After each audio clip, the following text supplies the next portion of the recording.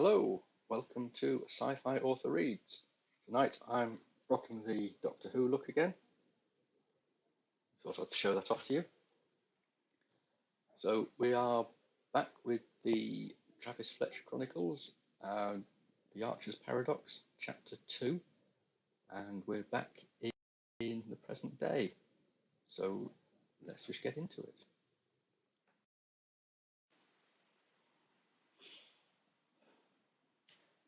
The moon was behind them now, and the ship was well clear of the gravity wells created by the planet and its satellite. The fusion engines had accelerated the ship to its optimal cruising speed of around 200,000 kilometers a second, or 66% of light speed. As the ship accelerated, the ram's group had been gradually reduced in size to compensate for the increased drag. Although the fusion engines could be pushed further, it was the law of diminishing returns that would take over, and the ship would start burning more fuel than it gathered, due to the increased drag and the reduced ram scoop size. The party atmosphere and air of excitement continued to grow in the bar as all eyes turned to the void in front. The fusion engines had been throttled back, and the ram scoop reduced to a mere 100 kilometers radius. The lights in the bar dimmed, just enough to accentuate the view outside. The mercenary looked up and faced the front of the craft. "Do you like fireworks?" he asked. "Because you're going to love this." His face lit up in a rare moment of simple joy. This was his universe, and he loved showing it off. "What's happening?" she queried, picking up on the mercenary's sudden enthusiasm. "They're about to kick in the compression drive," the mercenary explained. She gave him a puzzled look. "We can't." He paused for a moment as he remembered their overly theatrical arrival, then continued, "Correction, we shouldn't jump to hyperspace inside a solar system. It's a very violent act, and the effect can be felt from millions of miles. In a crowded system, a badly planned entry or exit can be dangerous and can cause havoc. It'll take about 8 hours to clear the solar system using the main fusion drive. With the compression drive, we can do it without breaking a sweat." "We're going faster than light?" the journalist asked in anticipation, stomach lurching in a mixture of excitement and apprehension. "Travelling faster than light's impossible," the mercenary corrected her, "but we can bend the rules a little." The journalist looked confused. "Watch, and I'll explain later."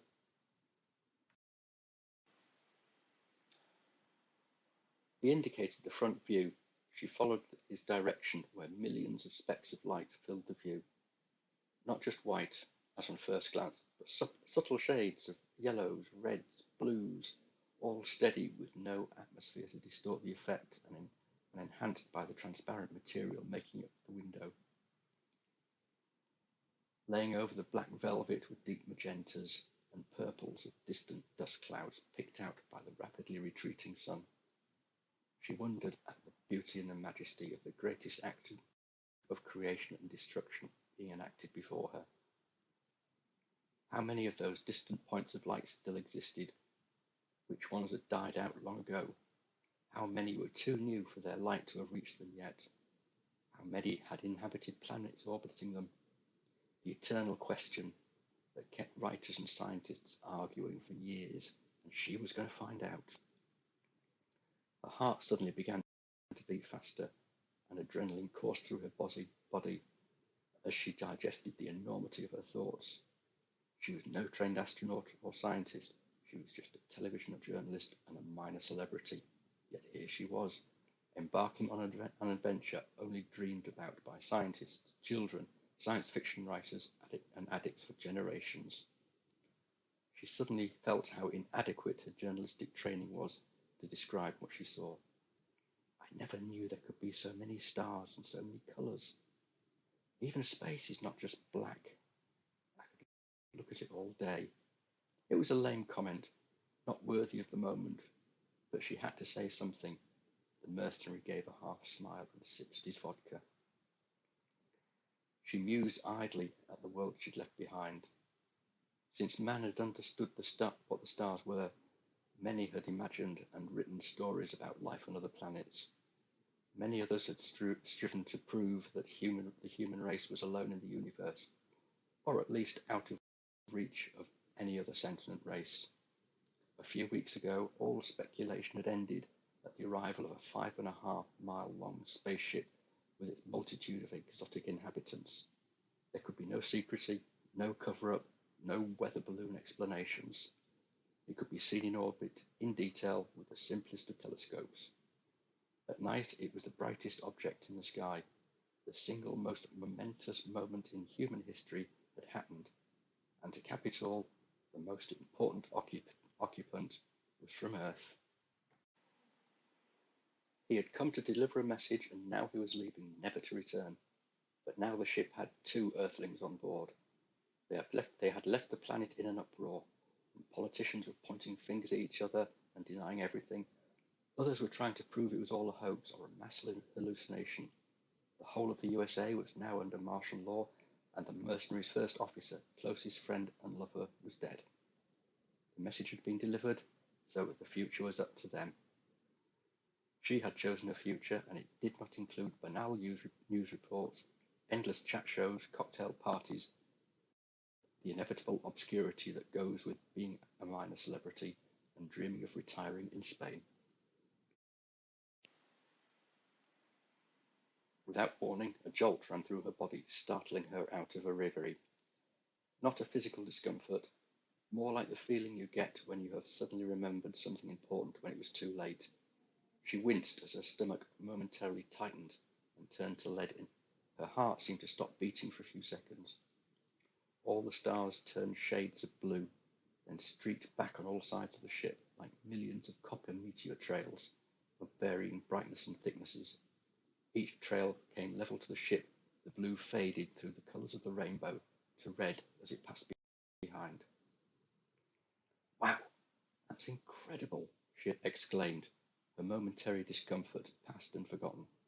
The journalist jumped up and ran to the window to watch the streaks disappear to the red behind the ship, like a small child watching the passing scenery of a speeding train.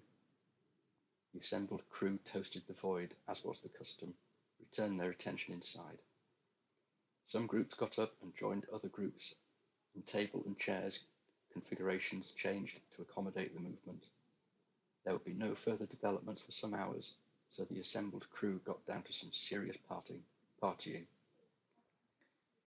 In one corner, musical instruments were produced and songs were raised in strange tongues.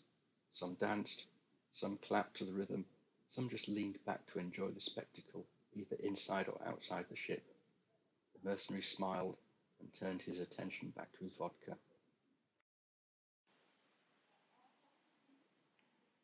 After a while, the journalist returned to the table with a puzzled look on her face. I thought you said that we couldn't travel faster than light, she said accusingly. We're not travelling faster than light, the mercenary replied flippantly.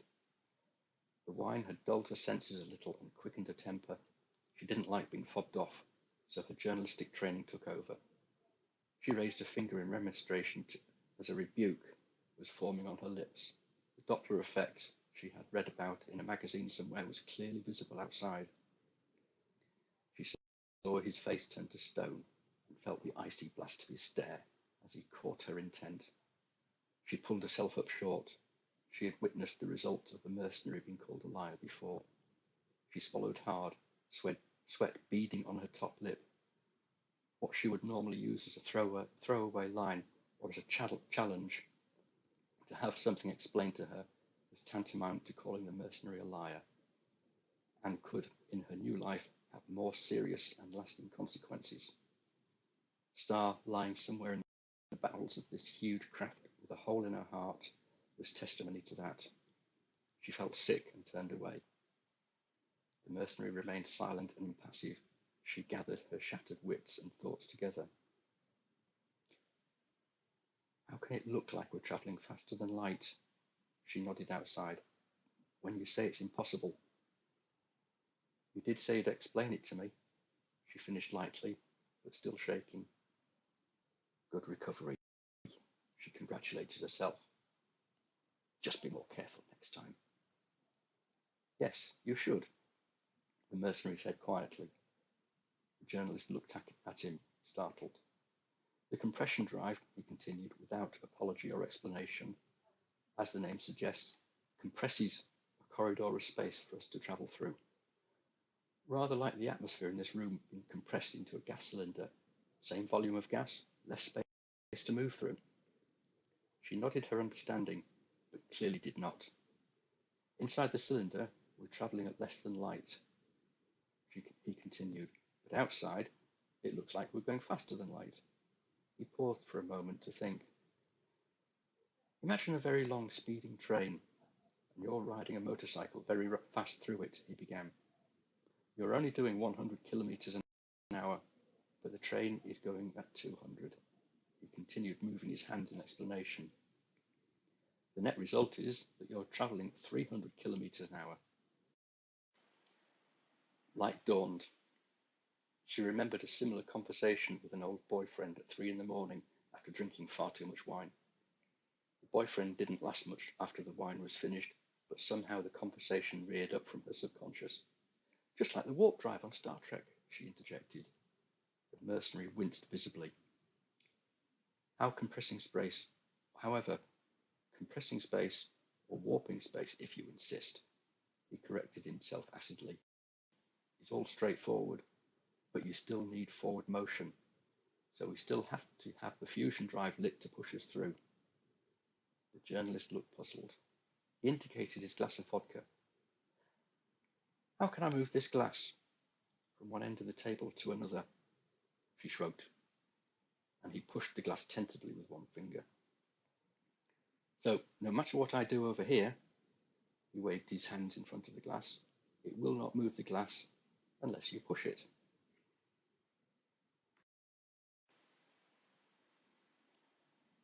Light dawned on her.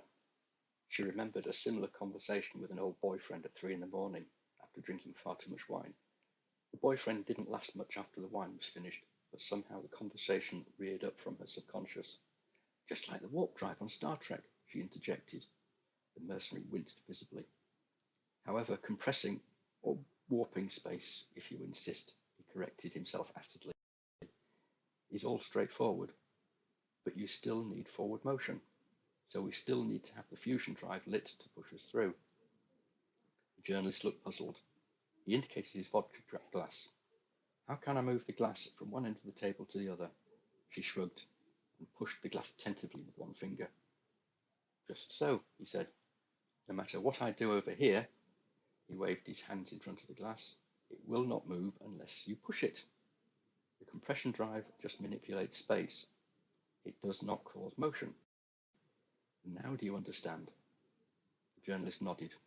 So, not quite like Star Trek then? No, the mercenary said. I thought you said that was rude and unforgivable, she shot back. The wine is making you lose some control and you're starting to babble, he said.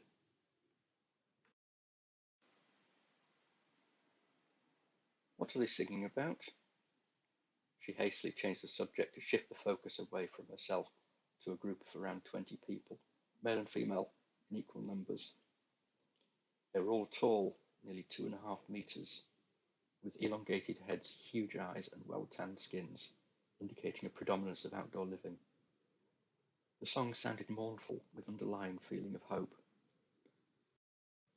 In remembrance of happier times, he replied, lost loves, dancing naked in the moonlight, swimming in bottomless azure lakes, making love under a cloudless sky, remembering friends, family, simple pleasures they can no longer enjoy. Happier times? Are they not happy? They are the last of the Arcturans, he said. Their planet was devastated by a war they never asked for or played any part in. The journalist had seen a couple of Arcturans before, but had never had a chance to speak to any of them. She indicated that a mercenary should tell her more. He nodded and began as if he had told the tale a number of times. They come from Arcturus too, he began. It was a beautiful planet, abundance of natural resources, perfect climate.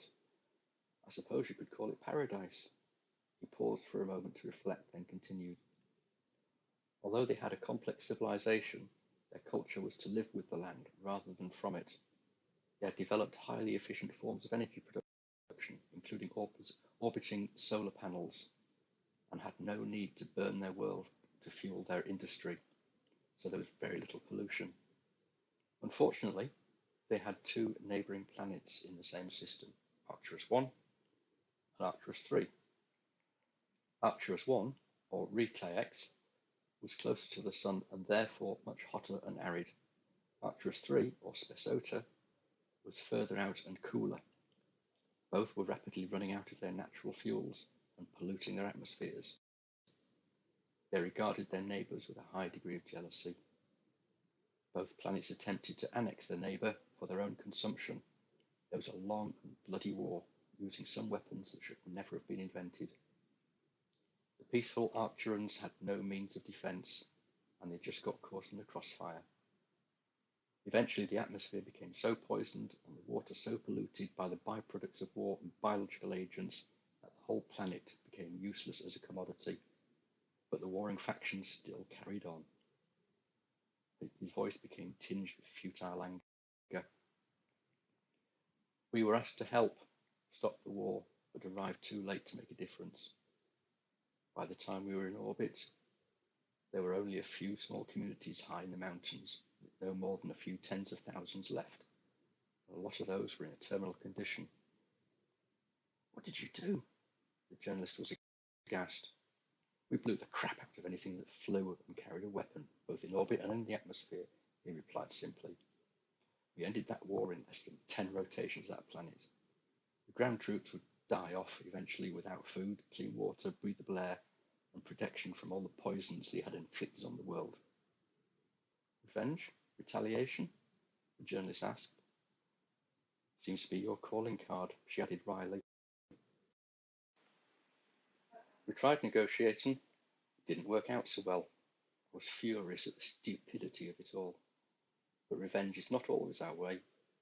Even on behalf of another, we were there to protect the true inhabitants against aggression, even though it was a futile gesture on our part, but it did feel good at the time. For good measure, we visited both the aggressing parties' planets and took out any orbiting military ships or space docks we found, and left warnings of dire consequences if any vessel were to find its way back to Arcturus II in the future. It was an empty threat, but satisfying nonetheless.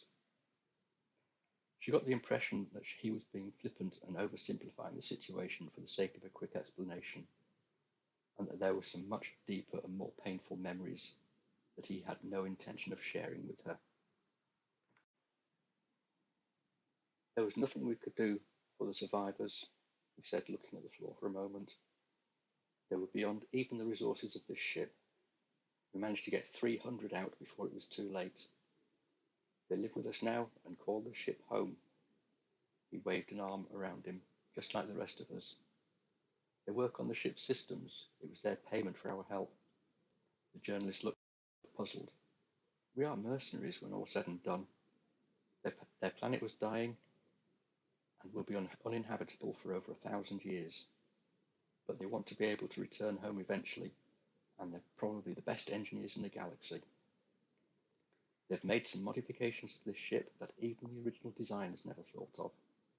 The arrangement works well for both of us, he shrugged slightly. After a while, if we find a planet they can live on undisturbed until they can go home again, they're free to leave, if that's what they want. But I would be sorry to see them go. An unbidden tear streaked the journalist's cheek. How could a whole race be destroyed because of another's greed? Then she remembers Earth's less than exemplary history, the Aztecs, American Indians, African pygmies, all decimated because of greed, stupidity, and arrogance. She turned her attention back to the mercenary who had just had his vodka refreshed. So, the train crashed. What happened next? Now we flash back to 20 years in the past. We pick up the story from after the train crashed. He's awake. Hello? Can you tell me your name? No reaction. Hello? Can you hear me? What's your name? Still nothing. His head felt stuffed with cotton wool, and his vision revealed nothing more than indistinct blurs moving against a blurred background, like trying to watch television through frosted glass. He tried to form words, but nothing came out. The effort tired him, and he lapsed back into unconsciousness. He woke again, feeling disorientated and momentarily unsure of where he was, as if he had just come out of a long, deep sleep. He brushed the cobwebs from his mind, and his sight cleared enough to see a nurse in a clean, starched uniform passing by the end of his bed. "Ah, you're awake." She spoke in a very matter-of-fact manner that only nurses use. "I'll fetch the doctor." Travis was in a small, clean room, alone. He could see a door at the extreme left of his field of view. A few minutes later, the doctor appeared. He was a short, stocky Sikh with a sparse black beard and was wearing a grey turban. He smiled, his white teeth contrasting against his swarthy complexion. Travis thought idly that he looked like an urban guerrilla and should be wearing camouflage and carrying an Uzi rather than a white coat and stethoscope. "Hello, I'm Dr. Lothar. Do you know where you are?" His English was impeccable, with just a hint of an accent. "I'm guessing by your attire and my surroundings that I'm in a hospital. Something to do with a train crash, probably," Travis replied sarcastically, attempting to mimic his offhand style. "Can you tell me your name?" A light shone in each eye momentarily. "You can call me Mr. Still no reaction," the doctor muttered to himself, shook his head as he scribbled on his clipboard. "Oi! I'm talking here." "Can you hear me? Blink if you can hear me." Lights flashed in his eyes again. He tried furiously to comply. "Yeah, I can hear you, and I'll poke you in your fucking ear if you don't listen to me." The doctor shook his head, tutted to himself, and left the room. The nurse bustled around the bed, tucking in the corners. "Where's he going? I haven't finished talking to him. Where's everyone else? Where's the rest of my family?" The nurse looked at him, a slight pitying look in her eyes, and headed for the door. Bewildered by everyone's attitude, he called out, "Nurse! Nurse!" He tried to get out of bed to follow the nurse, but nothing happened. He tried again. Nothing moved. A lock of hair had fallen over his eyes, and he tried to push it out of the way. No hand appeared in front of his face. Bewilderment gave way to concern as he cast about the room to find a bell to call a nurse. His view remained unchanged. His head didn't move on command. Not even his eyes would swivel. Concern now gave way to panic. He felt as though he was being held immobile by unseen forces. The more he struggled against his unseen bonds with no result, the more panic-stricken he became. His heart began to race.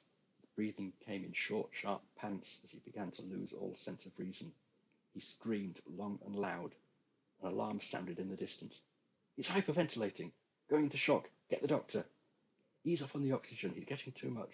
Dopamine. 10 mcg. Pulse is slowing. Breathing normal. Okay. I think he's stable again. Nurse, introduce PHP into his IV. That should help. Keep him stable." "Yes, doctor." Extreme fatigue washed over his body, and he slipped into a troubled sleep. He was flying over the train again as it careered out of control. His vision zoomed in, and he saw his sister with a piece of metal the size of an arm through her chest. His father flung through the carriage window, and then it toppled on top of him. His grandmother, already dead of heart failure, never felt the table that ripped from its moorings and crushed her frail body. Big cousin Pat desperately dragging the injured out of harm's way until the girder ripped open the carriage and cut him in half. The vision took Travis from one end of the carriage to the other, showing all his family lying dead in the mangled wreckage. The vision zoomed back outside, where he hung upside down for a long moment before plummeting head first into the ground. He woke with a start. The room was empty, but he could see movement beyond the door. "Hello?" No answer. "Can anyone hear me?" No answer. He tried to get a better view the door, but nothing moved. He waited, troubled by his dream. Was it a dream? It was too vivid, and he remembered every detail. His brain recoiled in shock as he unwittingly brought up the carnage that had been laid before him. Two men entered with Dr. Lothar. One wore a cheap suit that was crumpled and shiny from too much wear. The other, the uniform of a police officer. You said he had no identification on him when he was brought in, the one in the cheap suit was saying. No, replied Dr. Lothar. We know nothing about him except that he was in the toilet when the train crashed. And how do you determine that? I gather he was thrown clear of the train. His trousers were round his ankles, the doctor said matter-of-factly. The officer sniggered. Oi, do you mind? Travis objected. I'm here, you know. Can he talk? Of course I can, shit for brains. He's been totally unresponsive since he regained consciousness. No, I haven't. You're just not listening. Travis was starting to get annoyed. What are his injuries? We have surmised that he struck a telegraph pole after being flung from the crashing train. He's got multiple fractures in his arms, legs, chest, and his spleen is ruptured. He has one collapsed lung and a pierced kidney, and his spine is broken in a number of places. He's completely reliant on support machines. Travis was stunned. His brain locked onto the conversation and replayed it again and again. The railway inspectorate are crawling over the wreckage now, the detective in the cheap suit said in a offhand manner. We should know more about your mystery patient soon, but it looks like he was the only survivor from the front carriages. The men left. He was alone again, to relive his nightmares and contemplate the disturbing conversation.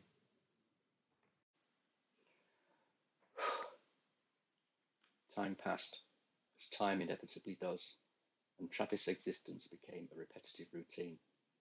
He knew it was morning when the nurse came in to check his charts and said, Good morning, Mr. Fletcher. He would always reply, but the nurse would always ignore him. The same thing happened in the afternoon and the evening. He had no other visitors save the occasional doctor. He got to know the shift patterns and gave each nurse a name based on their looks and voice. 3 times a week, a doctor, usually Dr. Lothar, would come in and test his reflexes. They always asked his name and they always ignored his answers. He was waiting for Nurse Marilyn to come in. She was blonde and had that husky voice you only get from smoking 40 cigarettes a day. Good morning, Mr. Fletcher, right on cue. But this morning was different. Accompanying Nurse Marilyn were Dr. Lothar and 4 colleagues. Dr. Lothar conversed in hushed whispers and compared notes with 2, while the other 2, a man and a woman, stood at the end of the bed regarding him with curiosity, while Nurse Marilyn busied herself checking his IV drips. They're discussing whether or not to turn off these machines that are keeping you alive. The male waved an elegant arm at the array of devices surrounding Travis's bed. What? Travis was alarmed, firstly by what the man had said, secondly because no one had spoken to him directly for weeks without asking his name and ignoring his answers. They're going to end your life, but to them you're already dead. Nurse Marilyn continued checking drips and needles, oblivious to the conversation taking place. Your whole family died in that accident. You've got no one left, and they cannot cure you, so they're going to turn off these machines and let you die. The man continued. The nurse looked at him sympathetically for a moment before turning to Dr. Lothar. Do you need me, doctor? No, thank you, nurse. Nurse Marilyn left. The 3 doctors approached the bed and repeated their tests as they had been done many times before, ignoring 2 strangers at the end of the bed. They retired to a corner in a huddle of shaking heads, then left the room. The man made as if to speak, but the woman cut him off. Are you sure? Is this the best we could do? The tone was tinged with disdain.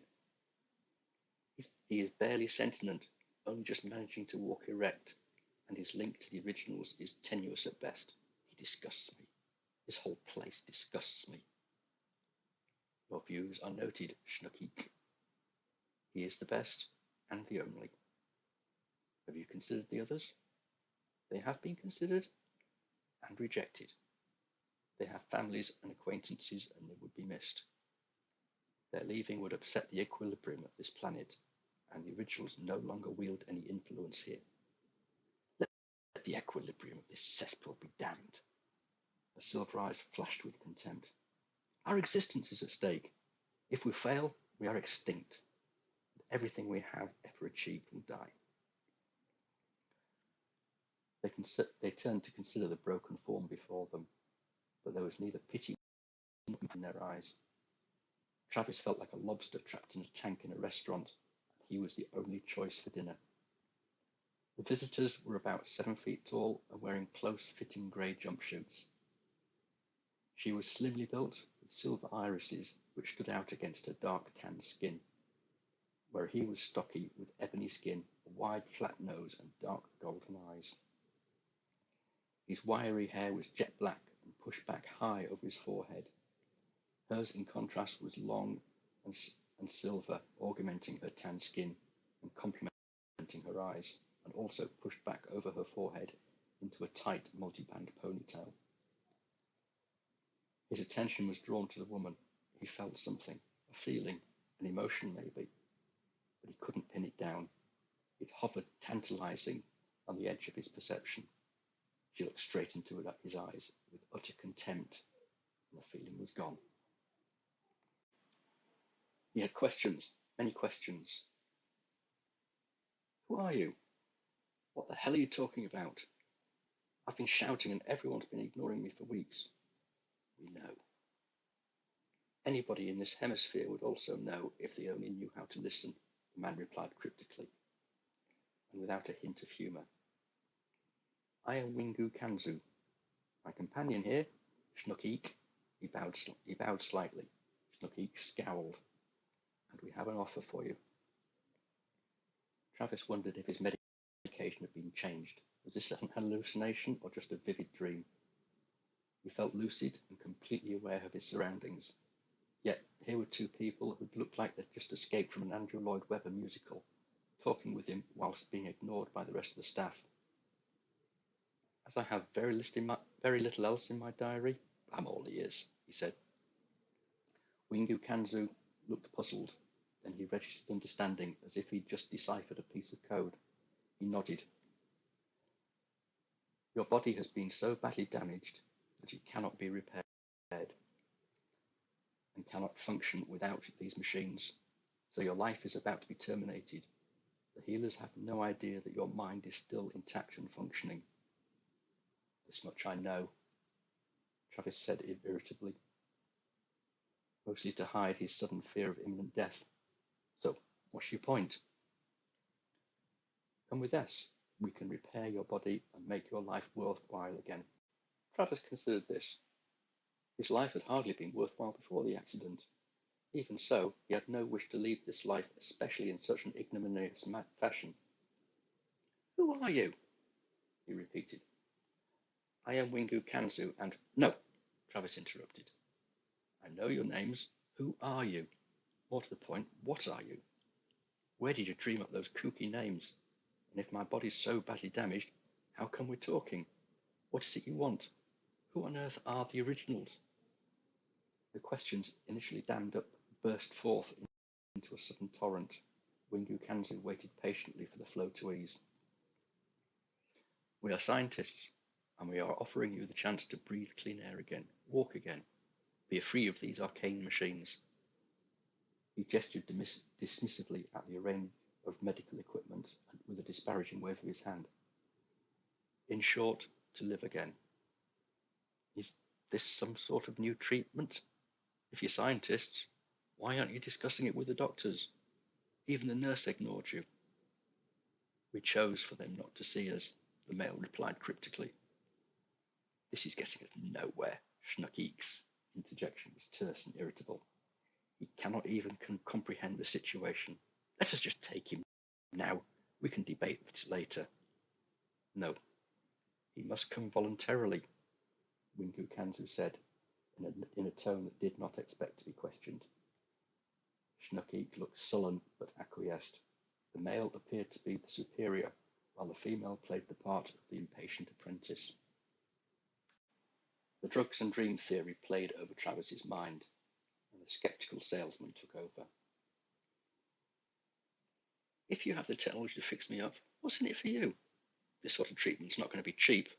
I'm sure it's not available at the NHS, and I can't afford to go private. The two visitors exchanged puzzled looks.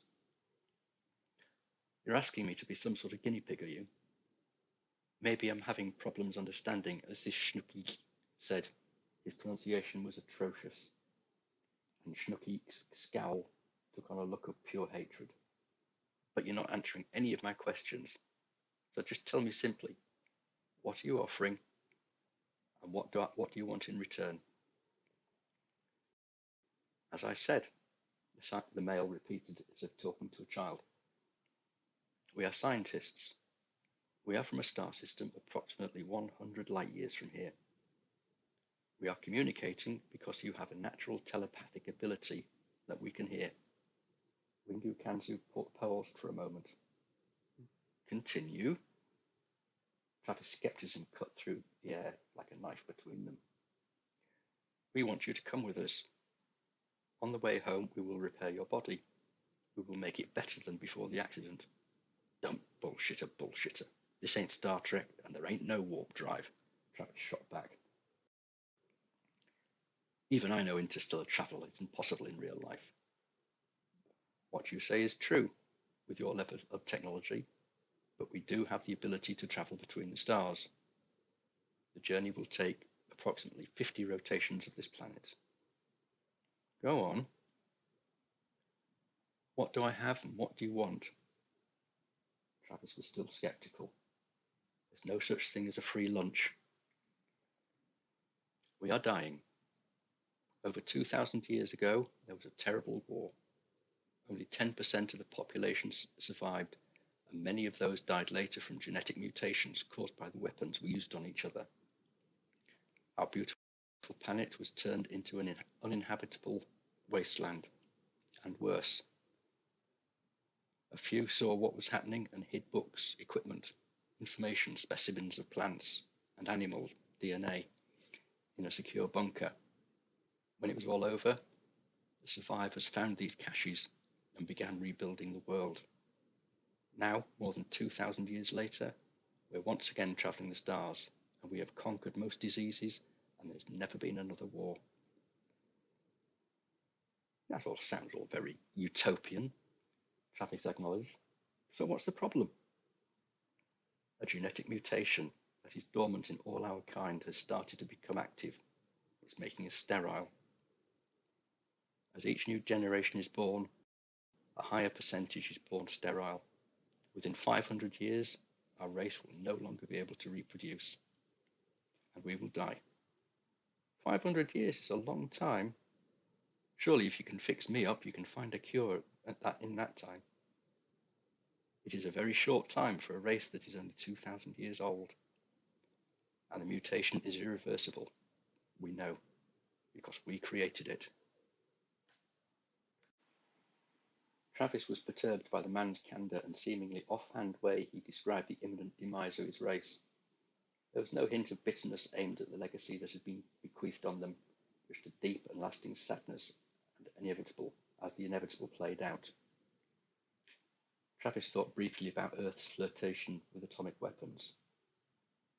No one had thought about the long-term effects of these devices: radiation burns, cancer, sterility, genetic mutations. Suddenly it all seemed oddly familiar and uncomfortable and close to home. There, but the grace of God go I, he thought, if indeed there is a God, which he seriously doubted. So, why me? Seems a long way to come to find a cure. Before the war, we watched your civilization evolve. We had a special interest in this planet because it's so close to our own, and we wanted to explore our origins.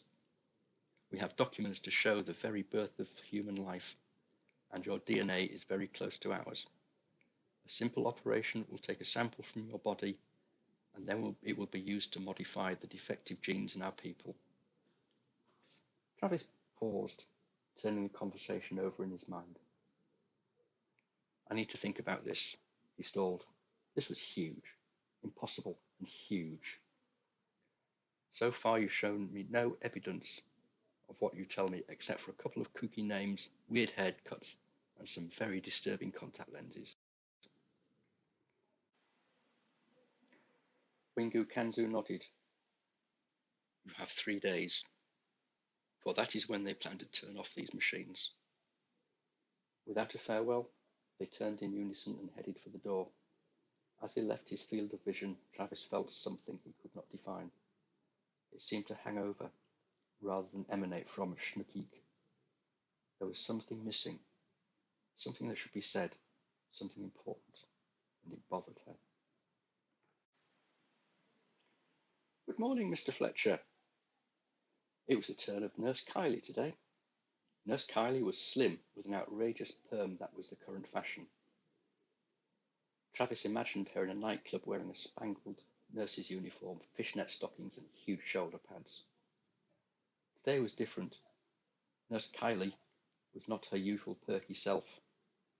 She usually hummed the latest chart hits as she worked, but today she was quiet and she looked upset. Did she know what was going to happen to him? Or was it something outside work? Travis was frustrated. He needed to know, but he could not ask. She busied around checking his drips and so on. Travis had not had a good night. His mind had been turning over and dissecting every aspect of the previous day's event. He had been intrigued by the visitor's mention of a natural telepathic ability. Was this why he was such a good salesman? He did seem to have an uncanny ability to predict the client's reaction and even write deals that astounded his colleagues. Then there was the incident on the train with the two businessmen. He told them to leave the carriage and they did. Was he able to influence the actions of others? Or was he just reaching for explanations when there were none? If it had been him who had been spoken to like that by a drunken yob, he would have twatted them, or at least complained to the staff. Was it some sort of instinctive reaction? Or was he just reading things into a simple situation? Did he really have visitors yesterday? Or had his mind finally gone? Nurse Kylie looked up from her work and caught his eye. What do you think? Nurse Kylie began to look away. No! Stay with me! His mind shouted with all its strength. Nurse Kylie held his gaze. I think I'm about to be abducted by aliens. If I'm about to die anyway, should I go with them? Am I crazy? Nurse Kylie blinked and the connection was broken. Her work finished and she headed for the door. She paused and turned around and gave the pathetic form on the bed a long, hard look. At least one of us is, she whispered, shook her head and left. Time passed with interminable slowness. Half of him wanted the 3-day wait to be over, so he could find out the truth. The other half wanted to stop time, because if it was all just an hallucination, he didn't want to die. His mind would not let go of recent events. Questions rattled around his brain, desperately looking for answers that couldn't be found. He cried long and silently in frustration and fear. His imagination took hold, and the visitors became faceless beings wanting to beam him away to perform nameless and painful experiments on him. Nurse Kylie came and went, but pointedly would not look into his face again, no matter how much he willed it. If something did happen, it must be connected to eye contact, he mused, and braced himself for the merest hint of a gaze. It was the 3rd day, and Travis had not slept. He was exhausted and afraid. There was no nurse. She was late. The nurse was never late. If he had a watch, he could set it by her. The minutes ticked by. Eventually, 3 men came into the room with Dr. Lothar. No one said a word. They just looked at the patient and the dials of the assembled machines. A faint shimmer passed into his field of vision, and there, at the end of the bed, were the 2 visitors. Wingu Kanzu looked at him dispassionately, while Schnuckik regarded him with a disdainful look. but there was something else that he could not quite put his finger on.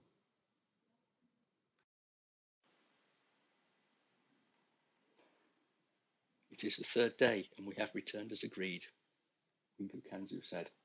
Travis didn't remember actually agreeing to anything, but he let it go. What is your answer?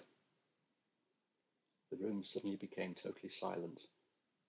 The low hum and occasional beep of the life support machines that had been his constant companion for so many weeks had stopped. The assembled doctors were still taking notes and ticking boxes on their clipboards. Travis felt no immediate change to his body, but blind panic took over. Okay, it's a deal. Now get me the fuck out of here, he screamed. I don't care where or how, just do it. Good enough. They turned to leave. Where are you going? Panic gripped his mind, and they all turned to face him again. First, you must die. They turned and left. What? They passed Nurse Kylie as she stood at the door, without registering their passing. Sorrow and pity creased her face. She came over and held his hand, even though he could not feel it. No one should die alone, she whispered and looked straight into his eyes. Thank you. You're welcome, she smiled and kissed his forehead. I'm frightened. I don't want to die. I know. He suddenly felt very tired. His vision began to blur.